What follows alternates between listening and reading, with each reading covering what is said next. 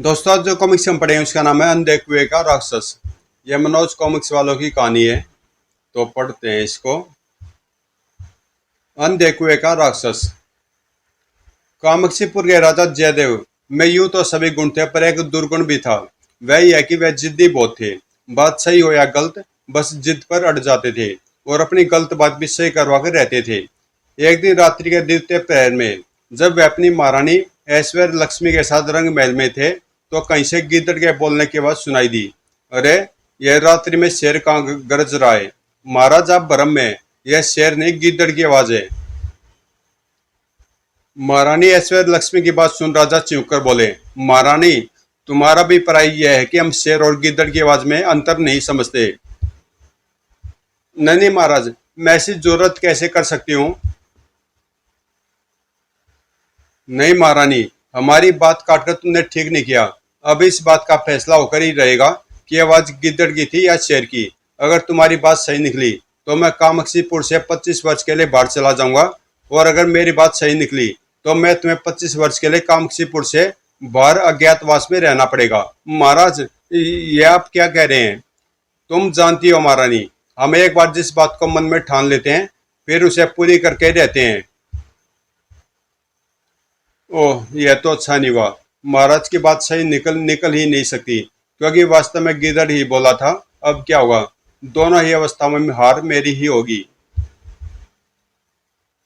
तभी राजा जयदेव महारानी की सोचों को भंग करते हुए बोले, अब सवाल यह उठता कि रात्रि के इस पैर में किससे पूछा जाए कि शेर बोला था या गिदड़। इस समय तो सब नींद में सोए हुए होंगे। महाराज, अब आप विश्राम कीजिए, सुबह उठकर प्रधान पहरेदार को बुलाकर पूछ लेंगे। रानी ऐश्वर्य लक्ष्मी की बात सुनकर राजा जयदेव तो सो गए, पर ऐश्वर्य लक्ष्मी की आंखों से नींद उड़ गई थी। वह सारी रात सोचती रही, महाराज शर्त जरूर हारेंगे।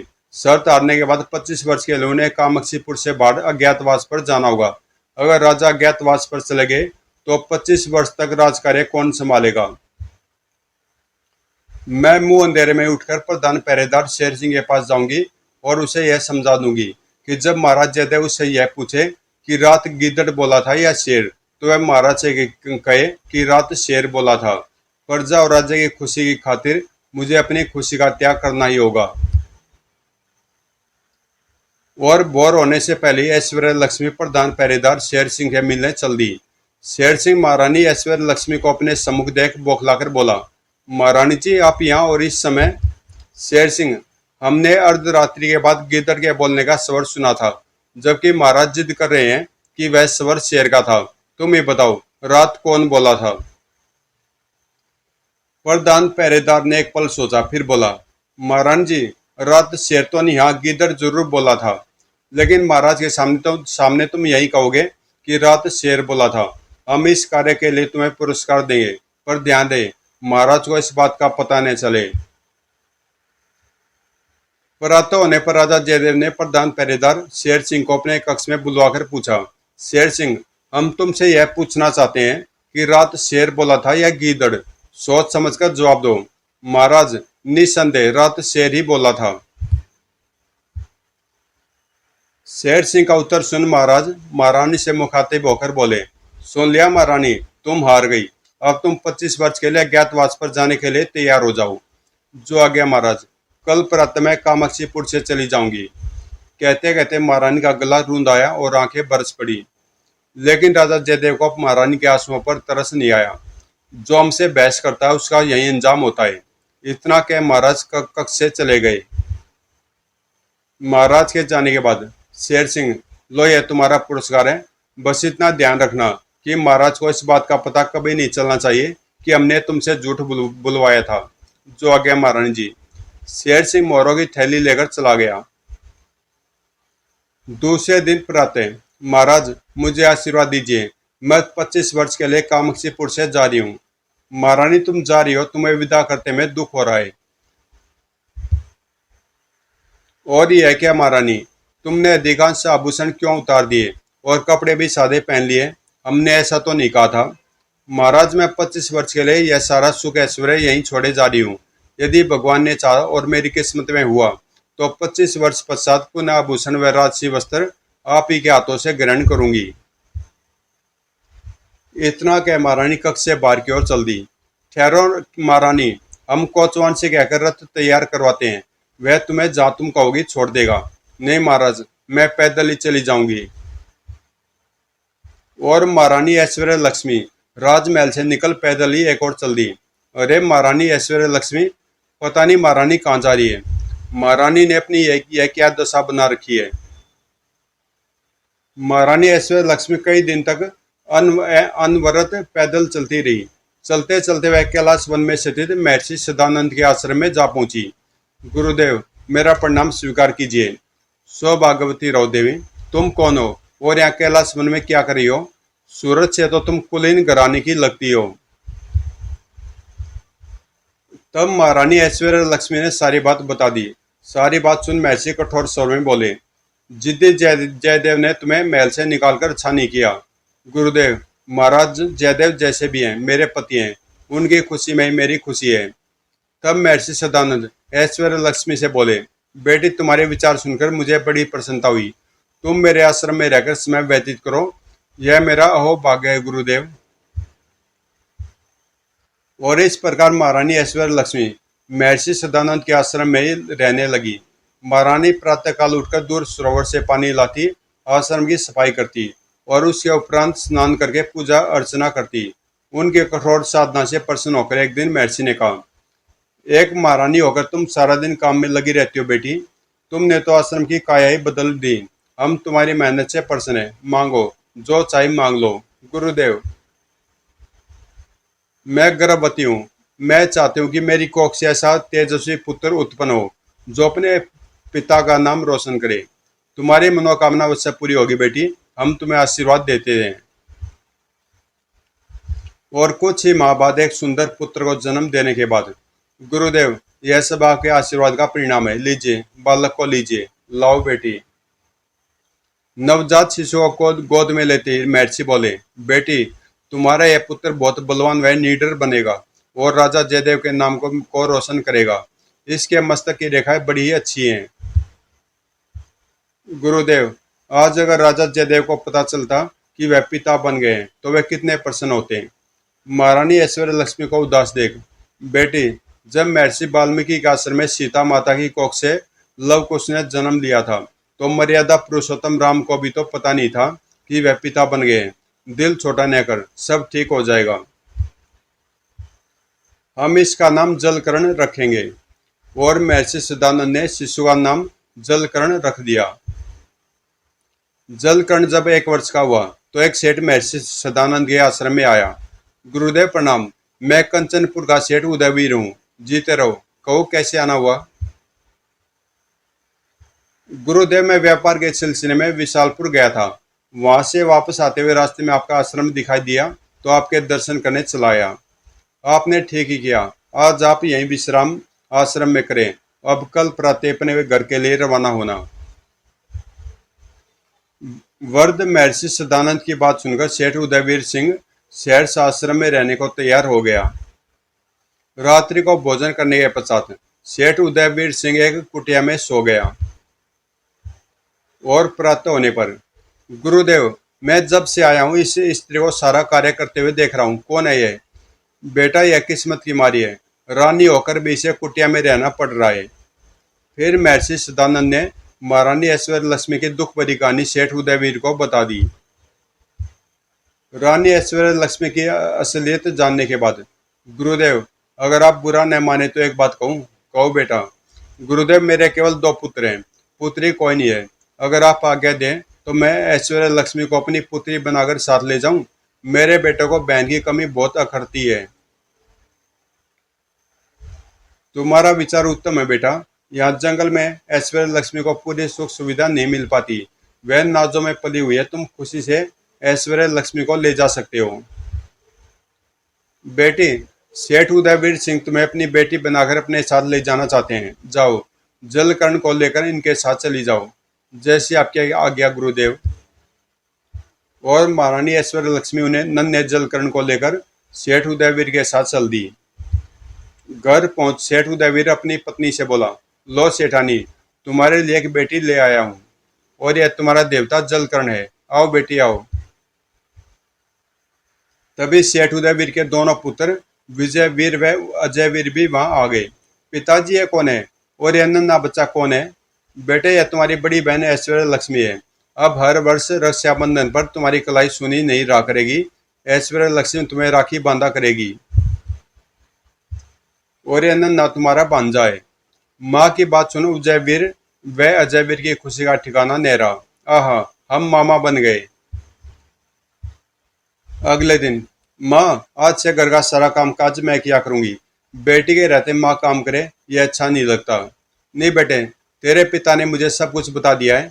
तुम महलों की रानी है, तुझसे मैं कैसे काम करवा सकती हूँ? लेकिन ऐश्वर्य लक्ष्मी की जिद के सामने सेठानी की एक न चली और उसे रसोई से उठना पड़ा। और इस प्रकार ऐश्वर्य लक्ष्मी ने घर के सभी सदस्यों का दिल जीत लिया। विजयवीर व अजयवीर ऐश्वर्य लक्ष्मी को सगे भाइयों जैसा प्यार करते। वे जलकर्ण को अपना भांजा समझते। ऐश्वर्य लक्ष्मी घर का सारा कामकाज किया करती। इसी तरह दिन तेजी से बीतने लगे।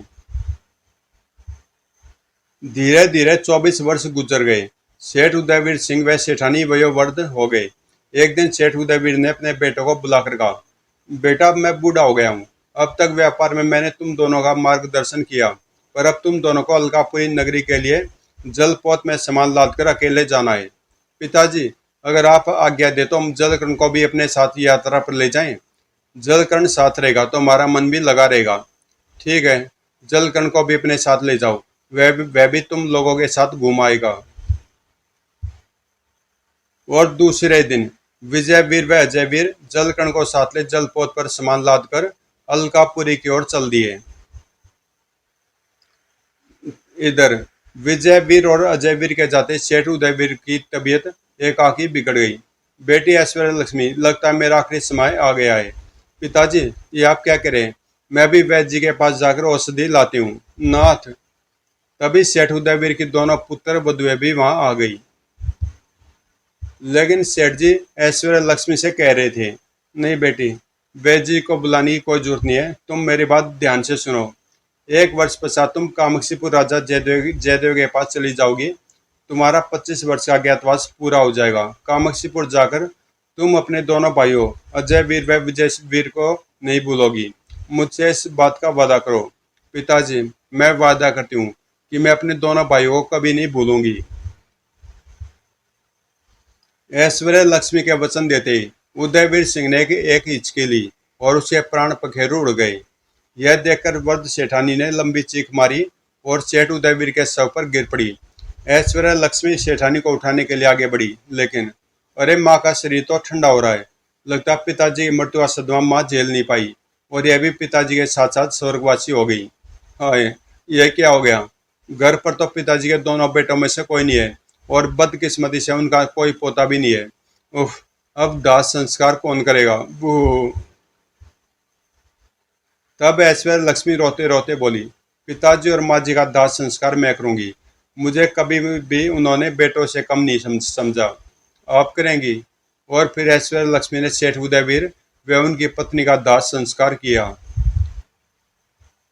उधर अजयवीर व विजयवीर अपना सामान बेचकर कंचनपुर की ओर लौट रहे थे। मामा जी, हमें सामान बेचने पर मुनाफा तो अच्छा हुआ है। आप दोनों पहली बार व्यापार के सिलसिले में विदेश आए हैं। नाना जी इतना मुनाफा देकर बहुत खुश होंगे। जलकर्ण, तुम्हारे भाग्य से मैं व्यापार में इतना मुनाफा हुआ है। हाँ विजयवीर, तुम ठीक कह रहे हो। तभी जलकर्ण बोला, मुझे बहुत प्यास लग रही है मामा जी। ओ, हमारे पोत पर तो पानी का भंडार खत्म हो चुका है। तभी वो देखो, सामने एक छोटा सा टापू नजर आ रहा है। हो सकता है वहां पानी मिल जाए। फिर जैसे जलपोत टापू के निकट पहुंचा, जलकर्ण, तुम यह बर्तन लेकर टापू में चले जाओ। जहाँ कहीं भी पानी मिले पी लेना और इस बर्तन में लेते आना।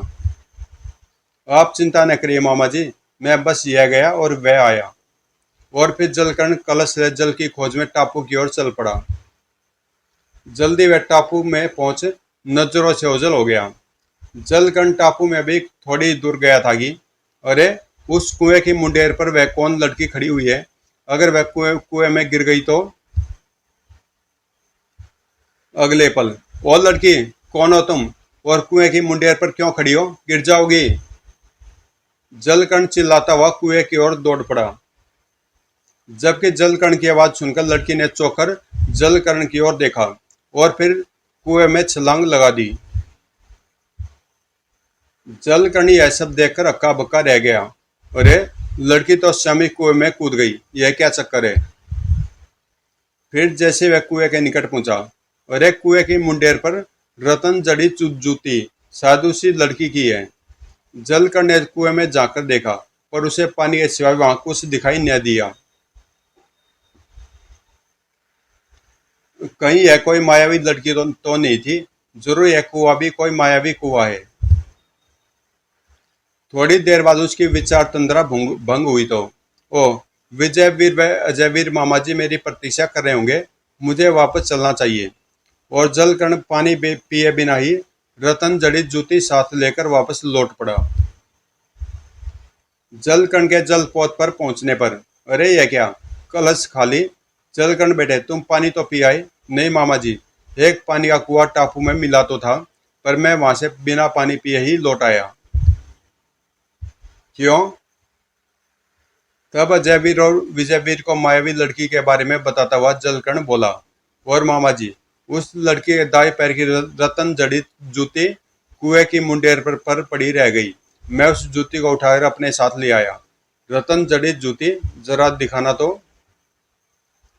जलकर्ण ने कुर्ते की जेब से वह रतन जड़ित जूती निकालकर विजयवीर को थमा दी। अरे, यह तो बड़ी खूबसूरत जूती है और कीमती भी, सचमुच। जलकर्ण, तुम बहुत अच्छी चीज लाए हो। तब विजयवीर ने कहा, हम यह रतन जड़ित जूते कामाक्षीपुर के राजा जयदेव को जाकर देंगे। सुना राजा जयदेव उत्तम चीजों के बड़े अच्छे पारखी व कदरदान है। तुम ठीक कह रहे हो। राजा जयदेव हमें रतन जड़ित जूते की उचित कीमत देंगे। और फिर विजयवीर और अजयवीर जलकर्ण के साथ जलपोत के भीतरी भाग की ओर चल दिए। कंचनपुर पहुंचने पर जब अजयवीर व विजयवीर को अपने माता पिता की मृत्यु का समाचार मिला तो, ओह, यह क्या हुआ। हम तो उन्हें व्यापार में हुए मुनाफे की खुशखबरी देना चाहते थे। बूह, हम अपने माता पिता का मुंह भी नहीं देख सके। हम कितने बदनसीब हैं। बूह। नाना नानी मुझे छोड़कर चले गए। मैं उनके अंतिम दर्शन तक नहीं कर सका। नाना नानी मुझे कितना चाहते थे। कुछ दिनों बाद, भैया विजयवीर, चलो उस रतन जड़ी जूती को महाराज जयदेव के पास ले चले। हाँ, मैं भी यही सोच रहा था। तुमने मेरे दिल की बात कह दी। अजयवीर और विजयवीर का वार्तालाप सुन ऐश्वर्य लक्ष्मी के दिल में जिज्ञासा जाग उठी। और यह किस रतन जड़ित जूती को महाराज के पास ले जाना चाहते हैं। वह उनके निकट जाकर बोली, कैसी रतन जड़ित जूती भैया, तुमने पहले तो कभी ऐसी जूती का जिक्र नहीं किया। तब अजयवीर रतन जड़ित जूती के बारे में ऐश्वर्य लक्ष्मी को बताते हुए बोला, हम उस जूती को महाराज जयदेव को सौंपना चाहते हैं। तुम्हारी क्या राय है दीदी। मुझे कोई आपत्ति नहीं है भैया, पर मेरा एक अनुरोध है। महाराज को मेरे बारे में कुछ न बताना। 25 वर्ष पूरे होने पर मैं स्वयं ही वहां जाऊंगी। ठीक है, जैसी आपकी इच्छा दीदी। ठीक उसी समय वहां राज जलकर्ण अपनी माँ ऐश्वर्य लक्ष्मी के शब्द सुन मन ही मन चौंक पड़ा। ओह, माताजी मामा जी को महाराज से अपने बारे में बताने से क्यों रोक रही हैं। और जब अजयवीर व विजयवीर चले गए तो जलकर्ण ने अपनी माँ ऐश्वर्य लक्ष्मी से पूछा, माँ, राजा जयदेव आपके कौन है और 25 वर्ष का क्या चक्कर है। ओ, जलकर्ण शायद मेरी बात सुन चुका है। अब इससे कुछ भी छुपाना उचित न होगा। अतः ऐश्वर्य लक्ष्मी जलकर्ण से बोली, बेटा, राजा जयदेव तुम्हारे पिता है। मैं ये रहस्य तुमसे पूरे 25 वर्ष तक छुपाई रही हूँ। अब तुम समझदार हो गए हो, इसलिए तुम्हें बता रही हूँ।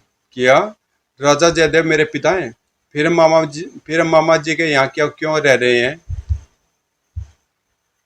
तब ऐश्वर्य लक्ष्मी 25 वर्ष पहले की घटना के बारे में जलकर्ण को बताते हुए बोली, इस प्रकार बेटा, मैं तुम्हारे पिता की झूठी जिद की वजह से अज्ञातवास काट रही हूँ। ओह माँ, पिताजी की झूठी जिद का मान रखने के लिए आपने 25 वर्ष इतने दुख सहे। मैं पिताजी को सबक सिखाकर रहूंगा। उधर विजयवीर उस रतन जड़ी जूती को लेकर कामाक्षीपुर राजा जयदेव के दरबार में जा पहुंचा। महाराज की जय हो। मैं आपकी सेवा में एक अद्भुत भेंट लेकर हाजिर हुआ महाराज, पेश की जाए। विजय वीर रतन जड़ी जूती पेश करते हुए बोला, महाराज, मैं यह रतन जड़ित जूती आपकी सेवा में लाया हूँ। सुना आप कल आगे सच्चे पार के हैं। उत्तम, अति उत्तम, लाओ हमें दो। फिर विजयवीर ने आगे बढ़कर वह जूती महाराज के हाथ में दे दी। ओह, इतनी खूबसूरत और बहुमूल्य जूती! सचमुच बनाने वाले ने इसे पूर्ण लगन और मेहनत से बनाया है।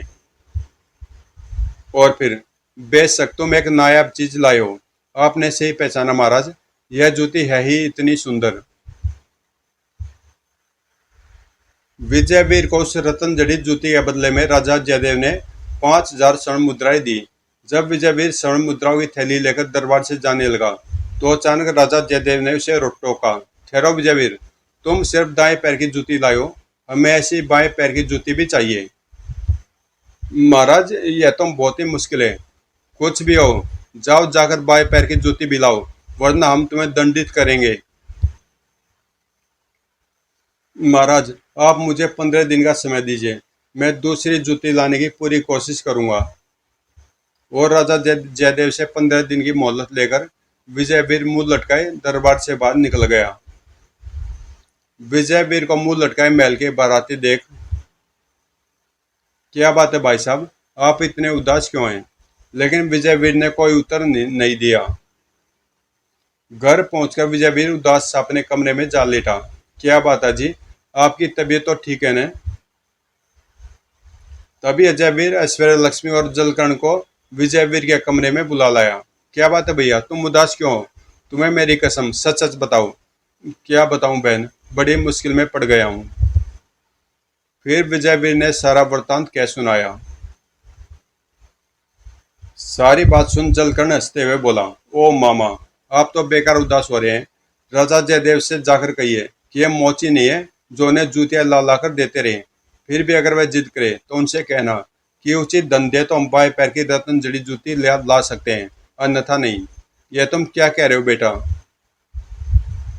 माँ, मैंने पहले भी आपसे कहा था कि मैं जिद्दी महाराज जयदेव को सबक सिखा कर रहूंगा।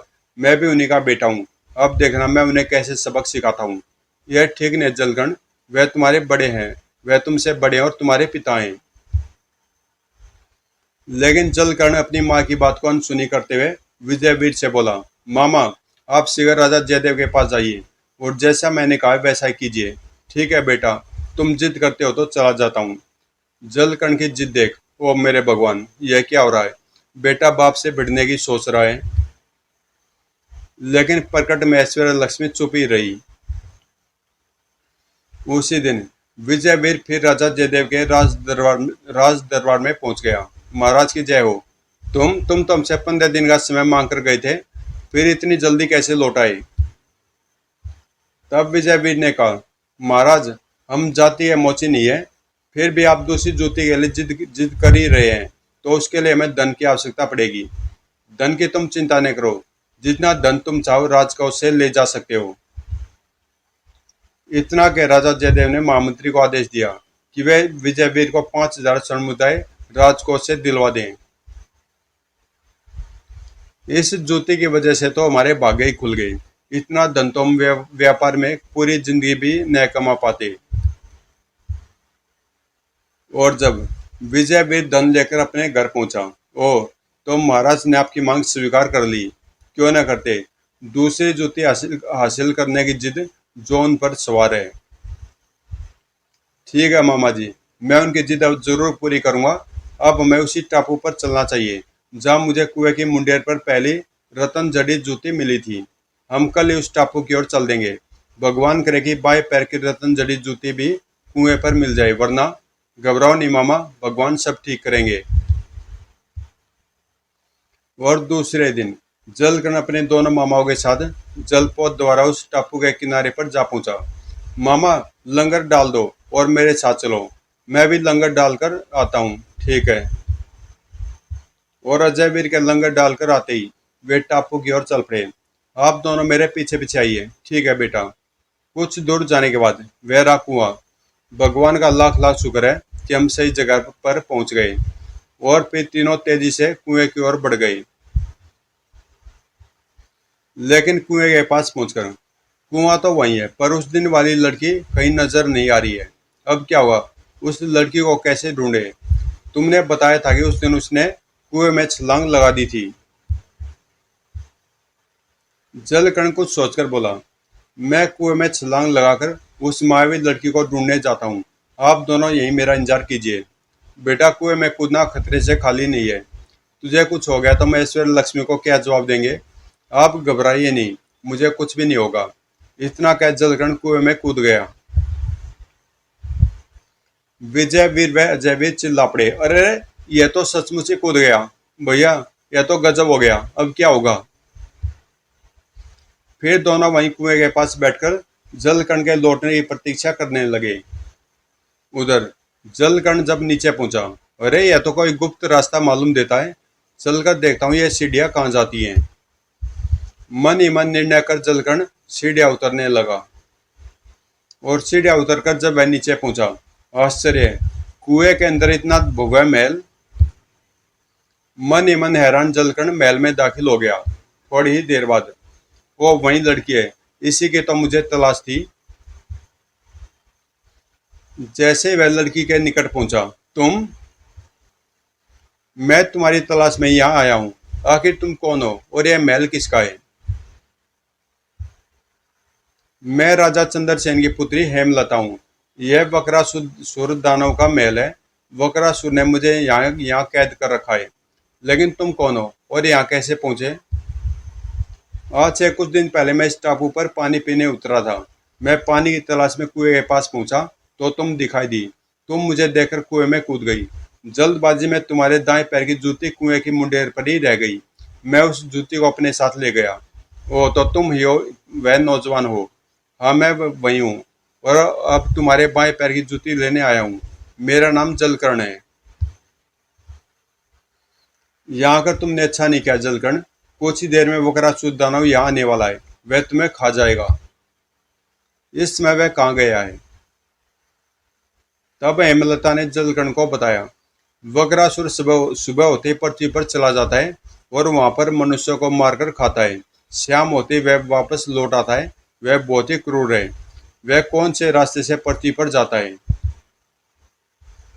जिस कुएं से तुम आए हो, उस कुएं से वह सुबह सुबह पृथ्वी पर जाता है और दूसरे कुएं से, जो कि उसी कुएं से थोड़ी दूरी पर है, वापस अंदर आता है।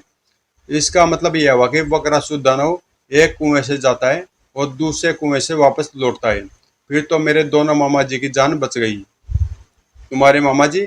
कहाँ है तुम्हारे मामा जी? मैं उन्हें ऊपर कुएं के पास छोड़ आया हूँ। जलकर्ण की बात सुन हेमलता बोली, सुबह जब बकरासुर दूसरे कुएं से पृथ्वी पर जाएगा तो कुएं के पास बैठे तुम्हारे दोनों मामाओं को खा जाएगा। ओ, अब तुम ही बताओ मैं क्या करूं? इससे पहले कि वे वापस लौटे, मेरे बाएं पैर की जूती लेकर तुम यहाँ से चले जाओ और सुबह होने से पहले यह टापू छोड़कर चले जाओ। मैं तो चला जाऊंगा, परंतु तुम यहाँ के लिए रह जाओगे। क्या तुम इस कैद से मुक्त नहीं होना चाहती? चाहती तो हूँ, लेकिन लेकिन क्या है हेमलता, कहो, झिझको नहीं। जलकर्ण के उकसाने पर हेमलता झिझकते हुए बोली, मुझे बकरासुर की मृत्यु से पहले यहाँ से मुक्ति नहीं मिल सकती। तो फिर मैं आज ही तुम्हें बकरासुर की कैद से मुक्त करा के ले जाऊंगा। तब हेमलता ने जलकर्ण को बताया, लेकिन उसकी मौत इतनी आसान नहीं है। हेमलता का वाक़या खत्म होते ही हुआ ही था कि भयानक गड़गड़ाहट की आवाज से वातावरण कांप उठा। अगले पल हेमलता घबराए स्वर में बोली, शायद बकरासुर वापस आ रहा है। मैं आपको तितली बना देती हूँ ताकि उन्हें आपकी उपस्थिति का पता न चले। ठीक है, लेकिन बकरासुर की मृत्यु का उपाय जाने बगैर मैं यहाँ से जाऊंगा नहीं। मैं कोशिश करूंगी। इतना क्या हेमलता ने जलकर्ण को तितली बना दिया। कुछ ही देर बाद जब दानव बकरासुर वहां पहुंचा, दानवराज, आज मैं आपसे एक बात पूछना चाहती हूँ। पूछो। आप तो मुझे छोड़कर सुबह चले जाते हैं। अगर आपको किसी ने मार दिया तो मेरा क्या होगा? मैं बिल्कुल ही अकेली रह जाऊंगी। तुम भी खाली बैठी बैठी क्या उल जुलूल सोचती रहती हो। मेरी मौत इतनी आसान नहीं है। बात को हंसी में न उड़ाइए दानवराज। तब बकरासुर गंभीर स्वर में बोला, सुन सुन हेमलता, यहाँ से 7 समुद्र पार एक टापू है। उस टापू के बीच में एक पेड़ पर एक पिंजरा लटका हुआ है। उस पिंजरे में एक तोता है उस तोते में मेरे प्राण सुरक्षित हैं। उस तोते की गर्दन मरोड़ते ही मेरी मृत्यु हो जाएगी। तितली बिना जलकण भी दानव की बात सुन रहा था, और उस तोते के पास तक सिर्फ जलकण नाम का मानव ही पहुंच सकता है। न जलकण को तोते के बारे में पता चलेगा और न वह तोते के पास पहुंचेगा। इसलिए तुम मेरी मृत्यु की चिंता न कर। फिर तो ठीक है दानवराज, मैं आश्वस्त हो गई। आप थके होंगे, जाकर आराम कीजिए। वक्रासुर सोने के लिए चला गया। दानव वक्रासुर के जाति हेमलता तितली बने जलकण से बोली, तुमने सारी बात सुन ली होगी और वक्रासुर की मौत का राज भी जान लिया होगा। हाँ, मैंने सारी बातें सुन ली है, पर यह समझ में नहीं आ रहा कि मैं 7 समुद्र पार कैसे पहुंचूंगा। मेरे पास समय बहुत कम है। 7 समुद्र पार करने की चिंता नहीं करो, मैं तुम्हें एक जादुई अंगूठी दे दूंगी। उसे पहनकर तुम उड़कर सातों समुद्रों को मिनटों में पार कर जाओगे। इतना कह हेमलता ने जलकण को फिर मानव बना उसे अंगूठी दे दी। अब तुम मेरा हाथ पकड़ लो जलकण, मैं तुम्हें कुएं की मुंडेर तक पहुंचा देती हूँ। ठीक है। जलकण ने तुरंत हेमलता का हाथ थाम लिया। उसके बाद हेमलता जलकण को कुएं की मुंडेर पर पहुंचाकर बोली, अब मैं वापस जाती हूँ जलकण, पर वादा करो तुम मुझे भूलोगे नहीं। मैं वादा करता हूँ हेमलता, बहुत जल्द मैं वापस आऊंगा और तुम्हें यहाँ से ले जाऊंगा। मैं तुम्हारा इंतजार करूंगी। इतना क्या हेमलता वापस लौट गई। हेमलता के जाते जलकण अपने पास ही सो रहे मामा विजयवीर और अजयवीर को जगा दिया। अरे बेटा जलकण, तुम आ गए। तुम्हारी चिंता में हमारे प्राण सूखे जा रहे थे। चलो अब फौरन वापस लौट चलो। नहीं मामा जी, मैं भी वापस नहीं जा सकता। आप लोग जलपोत में पहुंचकर मेरा इंतजार कीजिए। फिलहाल मुझे कहीं और जाना है। लेकिन कहाँ? मैं बकरासुर दानव की मौत ढूंढने जा रहा हूँ। इतना कह जलकण ने हेमलता की दी हुई अंगूठी उंगली में पहन ली। अगले पल, ओह, अरे यह क्या चमत्कार है। और देखते देखते जलकण अजयवीर और विजयवीर की नजरों से ओझल हो गया।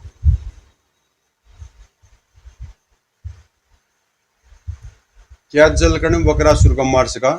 क्या जलकण को दूसरी रत्न जड़ित जूती मिल सकी? क्या रानी ऐश्वर्य लक्ष्मी दोबारा अपने पति राजा जयदेव से मिल सकी? हेमलता का क्या हुआ? तो दोस्तों कॉमिक से पे समाप्त होती है, और इसका दूसरा पार्ट है जलकण और सफेद गुलाब। और ये कॉमिक्स आपको कल सुबह 6:30 बजे मिल जाएगी प्ले लिस्ट में। मनोज स्टोरी का फोल्डर है उसके अंदर। तो मिलते हैं इसके पार्ट 2 में कल।